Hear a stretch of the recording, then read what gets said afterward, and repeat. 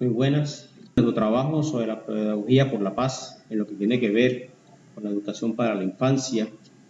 Es importante tener presente que la educación en la actualidad no es la misma impartida desde hace varias décadas. Vivimos en una época de profundos cambios a nivel social, a nivel cultural, a nivel científico, a nivel económico y desde luego tecnológico. Como consecuencia de ello, nuevos intereses y necesidades y potencialidades aparecen en los niños y en las niñas del nuevo siglo. Los avances de las neurociencias y de la psicología cognitiva han puesto en evidencia que los niños y las niñas pueden aprender más de lo que se creía anteriormente. En este sentido, Peralta dice que los primeros 2 años, escúchese bien, los primeros 2 años de vida son esenciales para la conformación del cableado neuronal que van a sostener todo el tipo de comportamiento y de aprendizaje en la vida presente y la vida posterior. Ante estos nuevos retos, la educación en la infancia se busca apoyada por diferentes ciencias que le son afines a una revisión y reconceptualización de muchos de sus fundamentos y postulados con el fin de formar en las nuevas generaciones de manera más acorde a las exigencias de nuestro tiempo.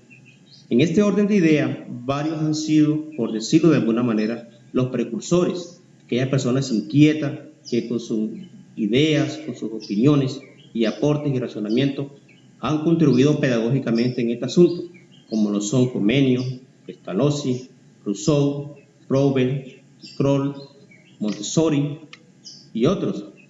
Los aportes también de la psicología cognitiva, recordemos a Arnold Hessel, Sigmund Freud, Jean Piaget, Levi-Vygotsky, Brunner, Ausubel. Y miremos esos grandes aportes que ellos hicieron cuando hablaban del aprendizaje activo e interactivo, el aprendizaje por descubrimiento, el concepto de la metacognición y la zona de desarrollo próximo, los organizadores previos, recordemos, la zona de asimilación, acomodación y el aprendizaje significativo. Como se puede ver, aquello que se logre durante esta etapa perdurará por siempre en el colectivo de nuestros niños y niñas. Lo que no se alcanza a generar en las personas en este tiempo van a encontrar barreras que probablemente les van a dificultar alcanzar un completo desarrollo y desempeño de sus capacidades, en donde el juego, la recreación, la motivación, la nutrición, desde luego la vacunación, el entorno sociocultural, la recreación, los vínculos familiares, o sea, deben ser fuertes en esta etapa, ya que esto le va a permitir a ellos que pueda ser un factor determinante para que logre minimizar esos factores que puedan ocasionarles vulnerabilidad a nuestros niños y niñas. Particularmente, hablando del caso colombiano, de acuerdo con cifras de la Alta Consejería para los Programas Especiales de la Presidencia de la República, dice que se cuenta alrededor en este momento con más de 5 millones de niños y niñas en las edades entre los 0 y los 5 años. Esto está encaminado a través de una estrategia nacional para la atención integral de la primera infancia, que es de 0 a siempre. Sus esfuerzos para atender integralmente a esta población, teniendo como objetivo construir una política pública que cuente con los verdaderos lineamientos, las verdaderas directrices en atención a todo lo que tiene que ver el territorio nacional y en el campo infantil. Ahora bien, si bien es claro que invertir en la educación en la infancia, o en este renglón tan importante lo que es la educación en el país, en Latinoamérica y en el mundo, no se ve, no es tan notable como aquella inversión que se hace en infraestructura, en la construcción de puentes, en la construcción de vías 4G, en la construcción de cárceles. Actualmente nuestro gobierno habla que se ha invertido de presupuesto, una de las cifras más grandes de presupuestos nacionales en educación, pero a la postre pues no se ve. Aún nosotros seguimos viendo en nuestras salas de clase cuestiones de preescolar, donde nuestros docentes que están allí, los cuales me les quito el sombrero por ese gran trabajo que hacen, en un hacinamiento, salones con 35 o 32 estudiantes. Eso es inaudito. Miramos el caso, comparamos el caso colombiano con el caso oriental, por lo menos en China, Japón, máximo tienen 15 estudiantes por salones, pero bueno, ya son políticas de Estado que cada quien pues va generando en la medida que llega un nuevo gobierno. Pero a pesar de eso, sí se puede contribuir desde nuestro quehacer pedagógico en el desarrollo integral de competencias que sean cognitivas para los niños y las niñas, siempre en el marco del respeto, en el marco de la tolerancia, en el goce efectivo por sus derechos, por una sociedad más equitativa y la sana convivencia en el ámbito de una cultura para la paz. Muchas gracias. Ahorita vamos entonces a hablar de la cultura de paz. Si es posible, hasta donde dependa de ustedes, vivan en paz con todos. Romanos 12:18. Estas palabras hacen pensar en la importancia de entender el gran significado que encierra la palabra paz. Hoy el mundo se debate entre grandes problemáticas, algunas de las cuales se podrían considerar verdaderas tragedias que sin lugar a dudas muestran un panorama desalentador en lo que corresponde a la supervivencia de la raza humana, porque infortunadamente el hombre se ha convertido en un lobo para el hombre, llegando a las situaciones más lamentables que han robado la paz y la tranquilidad de la mayor parte de la población mundial. Esto ha sido el resultado de la falta de tolerancia y aceptación de las diferencias que enriquecen en gran manera las relaciones interpersonales. Hoy día se hace necesario establecer una verdadera cultura de paz, la que consiste en una serie de valores y actitudes, comportamientos que rechacen la violencia y previenen los conflictos, tratando de atacar sus causas para solucionar los problemas mediante el diálogo y la negociación entre las personas, los grupos y las naciones. La Constitución Política de 1991 consagra la paz como un derecho y un deber de obligatorio cumplimiento en su artículo 22, al igual que la educación en el artículo 67. Por ende, la paz y la educación deben estar reflejadas como principios jurídicos, además de derechos, en todo el quehacer de los órganos del Estado. Posiblemente, la educación por sí sola no acabará con las guerras ni con las profundas causas de otro tipo de conflictos violentos en el mundo. Sin embargo, se trata de un camino al alcance de todos, que con una adecuada orientación nos permitiría conseguir la paz. Los niños son una esperanza clara en la reorientación de la raza humana hacia principios de convivencia y respeto por la vida. Desiderio de Paz Abril, pedagogo e investigador del tema de la paz en la escuela, plantea reconstruir la cultura organizativa de la educación con el fin de que permita a los jóvenes comprender e interpretar la realidad y realizar una lectura crítica del mundo que haga posible una educación hacia el compromiso y la acción a favor de la justicia social y la equidad. Partiendo de uno de los principios de la UNESCO, puesto que las guerras nacen en la mente de los hombres, es en la mente de los hombres donde deben erigirse los baluartes de la paz. Para terminar, cito las siguientes palabras de Gabo. Ya es hora de entender que este desastre cultural no se remedia ni con plomo ni con plata, sino con una educación para la paz, una educación inconforme y reflexiva que nos incita a descubrir quiénes somos en una sociedad que se parezca más a la que merecemos. Gabriel García Márquez. Muchas gracias. Voy a hablar de los valores. Los valores son el conjunto de cualidades, creencias, criterios y normas que acompañan al ser y se empiezan a formar desde la primera infancia. Están enfocados en el crecimiento personal y relacionados con todos los aspectos de la vida.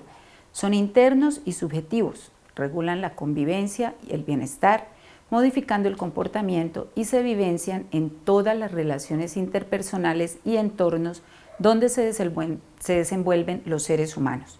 Estudio, trabajo, calle, recreación, iglesia y encuentros de todo tipo, lo cual les da un carácter universal. Las personas generalmente se agrupan según sus afinidades, costumbres, gustos y afinidades, pero hay diferencias entre ellas y dentro de la sana convivencia, los valores se muestran al aceptarlas y aportar cada quien en lo posible su riqueza intelectual para el crecimiento de los demás, respetando las opiniones y dignidad del otro en un fortalecimiento mutuo, reconociendo la diversidad cultural, social y física en la que vivimos. Un ejemplo de esto es en la cultura musulmana, donde se acepta la poligamia, mientras que en la occidental la monogamia es un valor. Es preciso establecer la diferencia entre virtudes y valores, pues tienden a confundirse. Los valores son criterios que orientan la conducta humana, mientras las virtudes son hábitos de comportamiento. Los valores son adquiridos durante la vida, mientras que las virtudes se desarrollan y afianzan durante esta y su cotidianidad e inclinan a hacer el bien. Los valores pueden o no manifestarse, mientras que las virtudes necesariamente se muestran en el accionar de la persona. La lista de virtudes es larga y todos son importantes dentro de la formación integral que debemos tener para desempeñarnos como seres asertivos y armónicos que propenden por el mejoramiento del entorno. Algunos de ellos son la paz, la honestidad, la bondad, confianza, compromiso, la justicia, felicidad, gratitud, responsabilidad, creatividad, amistad, el respeto, el amor, tolerancia, la libertad, la humildad y la perseverancia, la lealtad, equidad, profesionalismo. Así pues, la enseñanza de valores requiere de un modelo a seguir que está en los padres principalmente y en los educadores, que se presentan como ideales o modelos de comportamiento para ellos. El niño aprende lo que ve, repite el comportamiento del adulto y es responsabilidad de casa y escuela sembrar para forjar hombres de bien. Hablaré de los derechos humanos. Los derechos humanos son derechos de todos los seres humanos sin distinción alguna de nacionalidad, lugar de residencia, sexo, origen nacional o étnico, color, religión, lengua o cualquier otra condición. Todos tenemos los mismos derechos humanos sin discriminación alguna. Los derechos humanos son una serie de reivindicaciones que rigen para todas las personas por su condición de individuo. La Declaración Universal de los Derechos Humanos fue adoptada por la Tercera Asamblea General de las Naciones Unidas el 10 de diciembre de 1948 en París. Ninguno de los 56 miembros de las Naciones Unidas votó en contra del texto, aunque Sudáfrica, Arabia Saudita y la Unión Soviética se abstuvieron. En general, cuando se habla de los derechos humanos, se está haciendo referencia a los derechos establecidos por la Declaración Universal de los Derechos Humanos, una vez finalizada la Segunda Guerra Mundial y el Holocausto organizado y ejecutado por el régimen nazi. Consagrada la Organización de las Naciones Unidas, que reunía a numerosos países del mundo, su objetivo fue elaborar un documento que asegurara los lineamientos para que no vuelva a ocurrir una atrocidad tan grande como la vivida. Así, los derechos humanos parecen ser una consagración histórica que se fundamenta en el hecho de que a las personas les corresponden ciertos derechos por su propia condición y no a partir de una explicitación en determinada legislación.